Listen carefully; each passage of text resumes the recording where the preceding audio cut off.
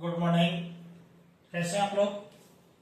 चलो मेरे प्यारे साथियों, आज बहुत एक महत्वपूर्ण टॉपिक गुणनखंड सीख लेंगे। ठीक है, गुणनखंड के बारे में समझ लीजिए। और गुणनखंड जिस लड़का ने सीख लिया वो समझिए कि मैथ भी बहुत बेहतर से हल कर पाएंगे। तो सबसे पहले हम लोग गुणनखंड में शुरुआत करते हैं।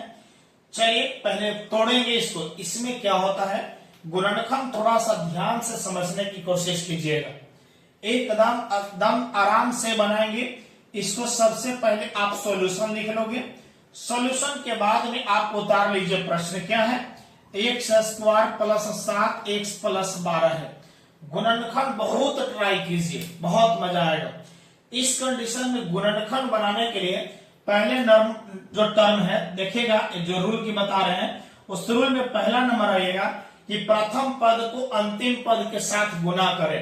ध्यान से समझिएगा, प्रथम पद को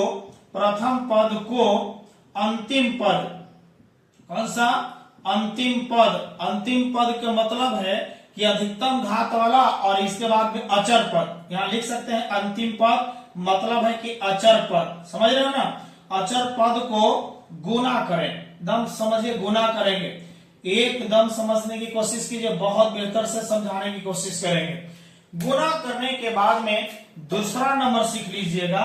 दूसरा नंबर ध्यान से समझ। पहले तो आप मानक रूप में, पहला नंबर आप है, पहला नंबर में याद कीजिए मानक रूप में लिखेंगे। किस रूप में? मानक रूप में लिखे, मानक रूप में लिखेंगे। दूसरा नंबर है कि प्रथम पद को अंतिम पद से गुना करें। मतलब मानक रूप में के मतलब है कि अधिकतम घात वाला पहले, उसके बाद कम, उसके बाद कम होते चला जाएगा। कोई दिक्कत है? नहीं है। यहां से बात जब चलते हैं तो आप देखिए, यहां से गुना करें। एक्स स्क्वायर में 12 से गुना करिएगा तो 12 को एक्स स्क्वायर आएगा कि नहीं? 12 एक्स स्क्वायर आएगा कि नहीं? बोलिए, हम स्टेप बढ़ा रहे हैं, कोई दिक्कत नहीं है। चलिए अभी 12 एक्स स्क्वायर तो आ गया।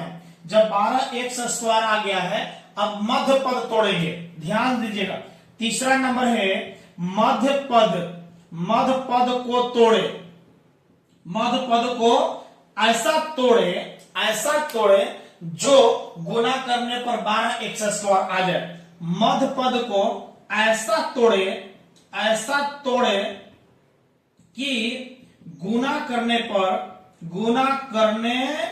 पर 12 एक्स स्क्वायर हो जाए। ध्यान से समझिएगा। आप सोचिए, मध्य पद में आपको मध्य माने बीच वाला, तो बीच वाला 7 को एक्स है, तो बताइए 7 एक्स को कितना में तोड़िएगा जिससे कि वह 12 को एक्स स्क्वायर आ जाएगा। तो बताइएगा, हम कहते हैं कि बताइए गुना करने पर 12 एक्स स्क्वायर आ जाएगा, तो बताइए 4x आप प्लस 3x लिख सकते हैं कि नहीं? मतलब इसी को गुणनखंड कहते हैं।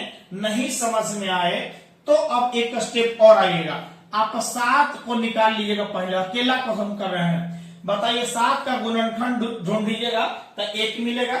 1 के बाद में बताइए कौन मिलेगा? 2 से नहीं कटेगा, 3 से नहीं, 3 से भी नहीं कटेगा ना, 4 से नहीं कटेगा, 5 से नहीं कटेगा, सॉरी 7 को नहीं, 12 को निकालिए।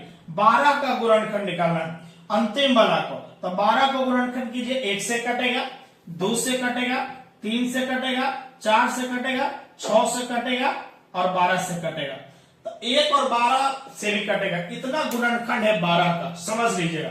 क्या बताइए, 1-2 को ऐसा चिन्ह लीजिए जिसको गुना करने पर तो 12 आ जाए, गुना करने पर 12 आ जाए।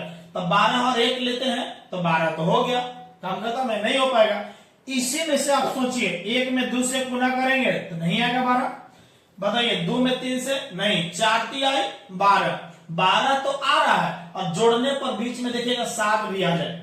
जोड़ने पर 7 और गुना करने पर 12 आ जाना चाहिए। तो 4 3 12 और 4 3 कितना हो गया? 7। कंप्लीट हो गया। आप सोचिए, बस इसके मतलब है कि यही दोनों गुणनखंड जो है यह सेट करेगा। तो आप सोचिएगा, यहां से काम हो गया। चलिएगा यहां से, यानी पहले पद जैसे वैसे लिखिए एक्स स्क्वायर। आप देखिए प्लस में 12 है तो प्लस में, ऐसे दोनों तो समान है तो इसलिए प्लस तो आप डायरेक्ट लिख रहे हैं, लेकिन समझा दे रहे हैं यहीं पे। हम करें कि जब प्लस में बड़ा रहे तो प्लस वाला को यहाँ प्लस आना चाहिए प्लस में गुना करने पर। देखिए यहाँ से ये भी प्लस है, ये भी प्लस, तो प्लस प्लस प्लस में गुना करेंगे तो प्लस तो होगा ही। 4 के 12 बढ़िया है। चलिए इसको उतारिए, आगे पीछे भी लिखिएगा, कोई दिक्कत नहीं है। तो बताइए प्लस कितना होगा 4x, अब प्लस होगा 3x, अब प्लस बताइए 12। जब देखिए 7 को तोड़े हम केवल इतना में, 4 3 7 लेके 4 3 आए 12। अब सोचिएगा यहाँ पे अब दो को देखिए 4 वो पद बन गया, इस दोनों ले लीजिएगा। इस दोनों में कॉमन क्या होगा, x इसमें शामिल है, x इसमें शामिल है, x बाहर निकाल लीजिए, निकालिए। जब x 2 है तो 1 बचेगा प्लस 4, x निकलेगा तो केवल 4 बचेगा। बोले वो कोई दिक्कत, प्लस अब देखिए 12 को बताइए 4 गुने 3 लिख सकते हो ना, 3 दोनों में शामिल हो गया, x तो नहीं है शामिल, तो 3 बाहर निकालिए, 3 निकल गया तो x बचेगा प्लस, जब 3 निकलेगा तो क्या बचेगा बोलिए, 4 बचेगा कि नहीं बचेगा। ये आपको समझाने के लिए किए हैं। अब यहां से आइएगा तो बताइए एक अंदर में घर में जहां गुणनखंड वाला जब समान आ गया तो समझिए कि आप गुणनखंड सही कर रहे हैं। मतलब है कि x प्लस 4 और x प्लस 4 दोनों समान हो गया, तो x प्लस 4 जो एक निकाल लीजिए, एक बाहर में जो है x प्लस कितना 3, x प्लस कितना हो गया 3। यही आपका बताइए क्या हो गया, गुणनखंड हो गया आंसर। क्या समझ में आया कि नहीं आया?